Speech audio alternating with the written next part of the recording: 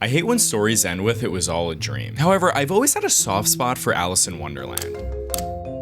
When I first read the book in college, I immediately fell in love with it and became one of my favorite stories of all time. It's so unapologetically whimsical and weird, but the ending has always bothered me. So recently I decided to revisit a ton of Alice in Wonderland adaptations, and I just wanted to get to the bottom of why this thing bothered me so much, but why I think it actually works. I think in general, the dream trope can undermine the world building aspect of its respective story. Of course, there are exceptions to this. There are plenty of stories and storytellers who have a deep understanding of what a dream state could be like and how to visualize that on screen. But overall, unless dreams play a pivotal role in the narrative, I don't really find them interesting. This is why the ending of Alice in Wonderland always bothered me, because when she wakes up, Wonderland is essentially erased. And the journey we went on with Alice doesn't really mean anything. But when I decided to revisit the story, I realized I was reading a little too deep into it, and I was kind of blinded by my own prejudice against dreams and storytelling. The story isn't trying to offer any sort of clear hero's journey. That's what makes it so interesting. Yes, Alice does wake up in the end, which technically erases all of Wonderland and the narrative stake, but that's not what the story is about. Children do this every day, and I think the story has such a deep understanding of how a child's mind roams free. Alice may have dreamt up hundreds of Wonderlands, but this is the story that Lewis Carroll chooses to let the audience be a part of. Alice in Wonderland reminds grown-ups where the imagination can take us. It shows us that our dreams don't necessarily have to be disposable. There's still beauty in the magical world that we can explore, even if it's just for a brief minute.